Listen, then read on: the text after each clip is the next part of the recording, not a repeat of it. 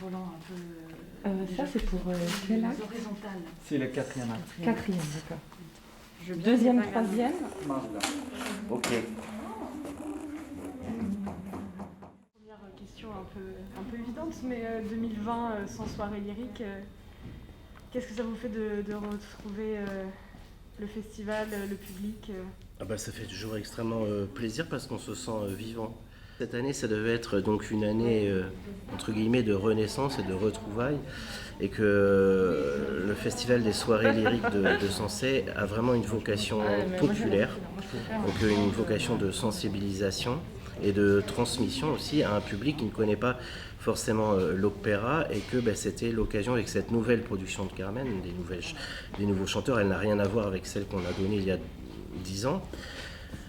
Maintenant était l'occasion de, si vous voulez, d'attirer, de sensibiliser un public toujours nouveau en fait. Carmen est une œuvre qui n'a pas pris une ride parce que c'est d'une modernité dans l'histoire. C'est une femme qui se revendique, qui revendique avant tout sa liberté de femme, donc de changer d'amant et d'amoureux lorsqu'elle le veut, et qui avant tout, c'est vraiment une philosophie de la vie très forte, qui est la liberté, vraiment. Et voilà, c'est un titre idéal parce que les gens, sans même le savoir, connaissent des airs de Carmen. Il y a la Banera du premier acte de Carmen, mais après on a l'air du Toréador, enfin voilà. En fait, quand les gens écoutent, ils disent « Ah mais ça on connaît, etc. » Donc c'est quand même un titre qui fait fantasmer beaucoup, donc qui est ancré vraiment dans la culture populaire, et c'est vraiment un titre, un moyen facile, une porte d'entrée, pour moi assez évidente, pour attirer justement un public un peu nouveau. Évidemment, il y a une résonance, surtout avec, on parle beaucoup de féminicide aujourd'hui, etc. Il y a des résonances dans l'actualité très très fortes. Donc en fait, c'est un drame passionnel, c'est juste un homme qui ne supporte pas que sa femme le quitte pour aller en voir un autre, et ça le rend fou, et elle finit par se faire tuer en fait. Moi, elle le sait, elle le comprend, et elle dit bah non, je préfère être morte mais libre. Voilà, ça a des résonances vraiment très très fortes. On fait Carmen aussi parce que c'est une valeur sûre et qu'on sait que ça marche. Alors là, si on parle vraiment, si on est très pragmatique, si vous voulez, à Sensé, le festival, il repose sur 75% ou 80% de recettes propres sur la billetterie. C'est énorme. Donc vraiment, les subventions, l'aide de l'État, l'aide des collectivités, même s'il est important, il reste quand même minoritaire, si vous voulez. Donc les valeurs sûres, nous, on ne peut pas s'en passer. Mais ce n'est pas seulement le cas avec Carmen cette année.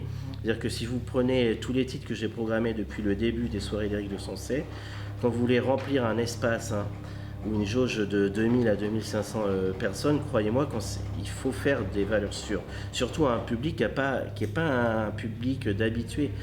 Et donc, si vous voulez, on a intérêt à prendre des valeurs sûres. Donc Carmen en est une, mais la Traviata en est une autre, Tosca aussi, la Bohème, Aïda, enfin voilà, Nabucco. Et c'est pour ça que, hélas, alors je le déplore un peu parce que moi qui suis un féru d'opéra, parfois j'aimerais me faire plaisir en allant chercher des titres un peu moins connus pour me dire alors, qu'est-ce que j'aimerais monter ça, mais si je fais Sémiramis de Rossini l'année prochaine, je sais très bien que je n'aurai pas le nombre d'entrées, j'attirerai pas autant de spectateurs avec Sémiramis qu'avec Carmen, je le sais, voilà, bon, c'est comme ça.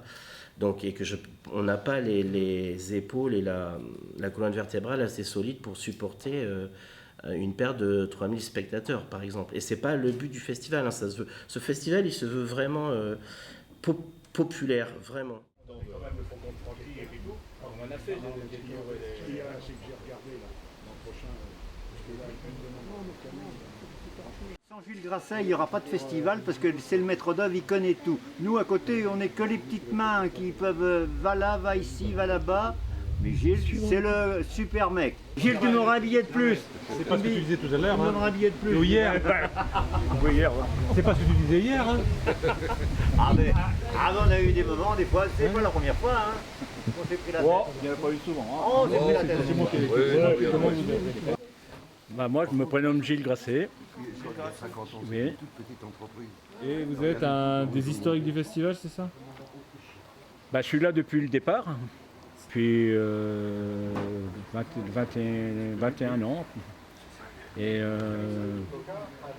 Le jour où le festival s'est lancé, le maire de l'époque, c'était Michel Poupée, m'a dit « Qu'est-ce que tu fais le week-end prochain ?» Je lui dis rien. Il dit « Tu viens sur le site avec ton marteau et ta visseuse, parce que je suis menuisier ébéniste. Ouais. Et puis voilà, l'aventure a commencé comme ça, et puis je n'ai jamais quitté. Désigné volontaire, quoi. Voilà, désigné volontaire. Après, j'ai complètement adhéré au projet, on ne me force pas pour le faire. On a commencé le 15 juillet et on va terminer, il faut que le site soit libre le 21 août. Depuis 15 jours, on a commencé par monter les Tivoli que vous voyez là. On a continué par les installations de buvettes, sandwicheries et puis tout ce que vous avez visité tout à l'heure. C'est tout ce qui est autour en fait, autour Voilà. de la scène. Voilà, tout ce qui est autour de la scène. D'accord. Qui est géré par l'association, c'est-à-dire les buvettes sont tenues par les bénévoles, le bar à champagne, sandwicherie. Et alors on travaille avec les moyens du bord parce qu'on n'a rien. Et heureusement qu'on a deux copains là, qui ont des fourgons, sinon on n'a rien. Après, il y a des entreprises qui nous prêtent, comme Intermarché, qui nous prêtent en partenariat des fourgons. Sinon, voilà, quoi, c'est toute une organisation qui est quand même pas simple. Pas simple.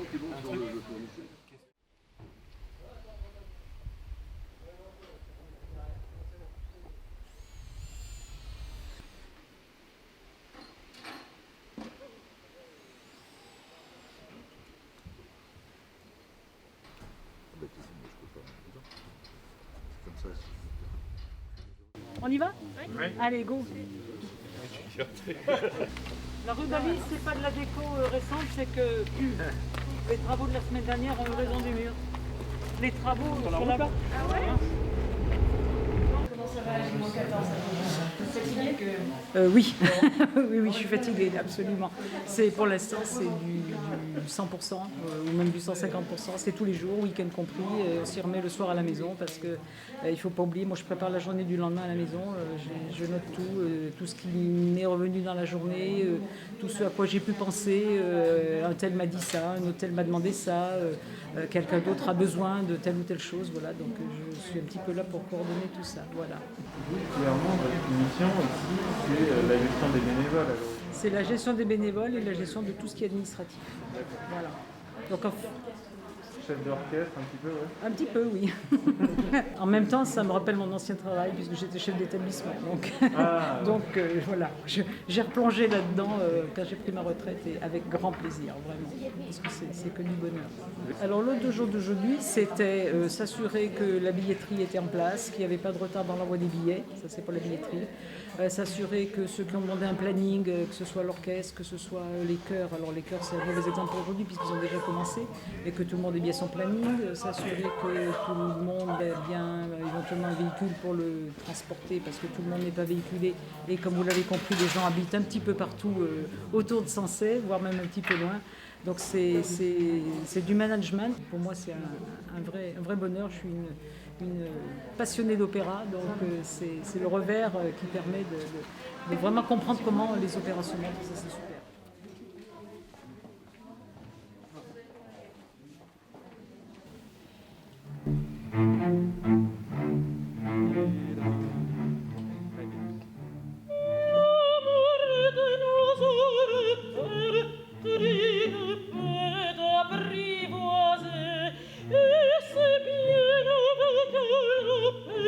Si convient de refuser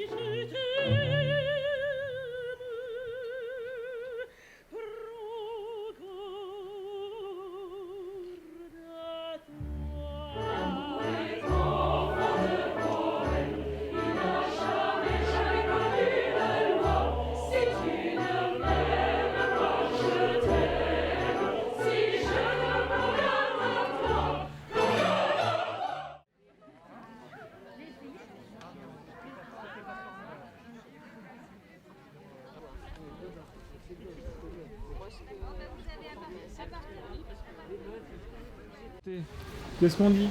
Merde. Donc ouais, du coup, bah, je pose la question, comment ça va? Ça va, comme une générale.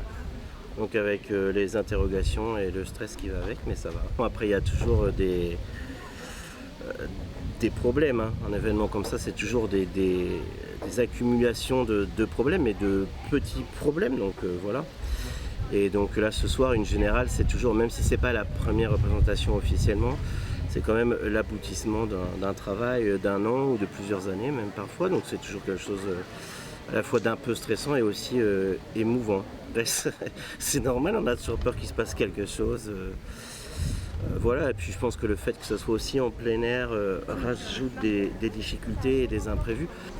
Après voilà, il y a toujours beaucoup d'imprévus dans un festival. C'était cette année encore, bon, par rapport à tout le monde, mais pas seulement par rapport à l'orchestre, par rapport au Christ et tout, c'est qu'on est dans une situation, donc bon, tout le monde le sait, mais dans une crise sanitaire et que ça rajoute, voilà, donc au même niveau, donc il y a toujours un stress par rapport à ça aussi. Donc c'est vrai que plus on avance vers la fin du dernier spectacle, plus on se dit on va y arriver, on va au bout, mais voilà, c'est quand même des responsabilités, des interrogations, voilà. Là, les 3 dates, 10, 12, 14, c'est complet? Vous avez réussi? C'est pas encore complet, mais je pense que ça devrait l'être. Et ça, c'est une fierté aussi, parce que ça veut dire que le rendez-vous est vraiment institutionnalisé. Et c'est quelque chose qui est vraiment important pour nous, quoi. C'est une très belle reconnaissance, de voir qu'il y a une attente très forte du public par rapport à l'événement.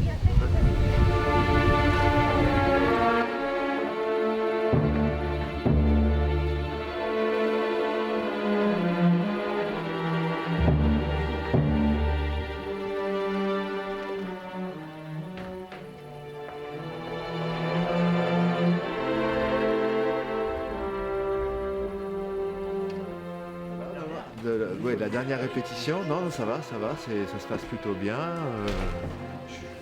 C'est toujours un peu stressant, mais globalement, le résultat est très satisfaisant.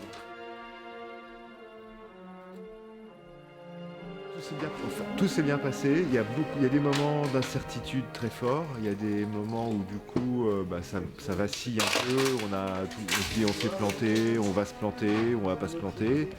Mais globalement, par rapport à ce qu'on s'était dit, par rapport sur le papier, le synopsis initial, c'est quasi ça. C'est quasi ce qui était écrit sur le papier. Donc ça, c'est plutôt chouette.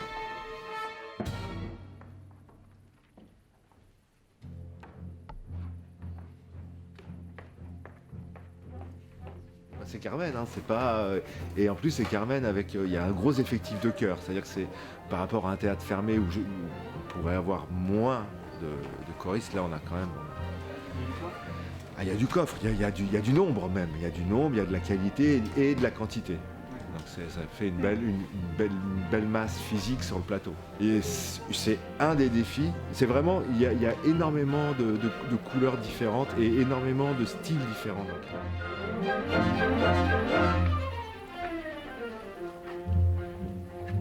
Sur la place, chacun avance, chacun vient, chacun va.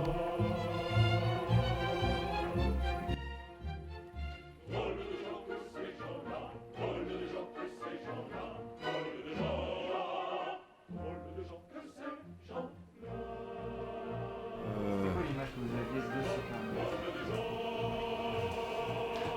C'était une certaine théâtralité, c'est-à-dire d'avoir cette espèce de plateforme tournette, ces rideaux lointains, d'être comme une espèce de théâtre dans le théâtre sans jouer le théâtre dans le théâtre, mais qu'on ait quand même toujours un peu cette idée qu'il y a une scène au milieu et qu'on est avec des gens qui font un numéro. Donc c'est parfois dramatique, c'est des numéros dramatiques, mais on a toujours un peu ce sentiment que ils se mettent en scène, ils montent sur scène. Et par exemple, on le joue vraiment dans le deuxième acte, où c'est vraiment un cabaret. Mais très souvent, il y a des prises de parole, les scènes importantes se jouent sur cette plateforme-là. Voilà. Exactement. Et bon, physiquement, ils sont très offerts au public parce qu'ils sont surélevés. la pente est inclinée, donc ils sont vraiment offerts.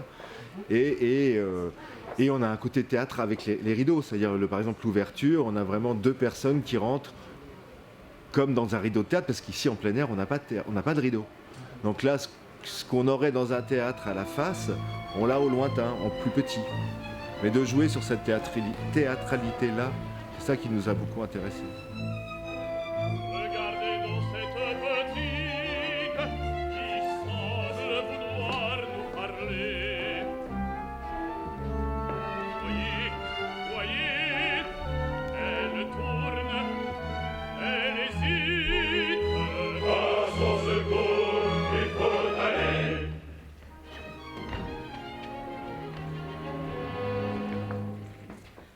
Que cherchez-vous, la belle? Oh, je cherche un brigadier. Je suis là, voilà. Oh, brigadier, moi s'appelle Don José. Le connaissez-vous?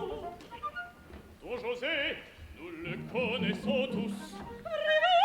Est-il avec vous, je vous prie? Il n'est pas brigadier dans notre compagnie.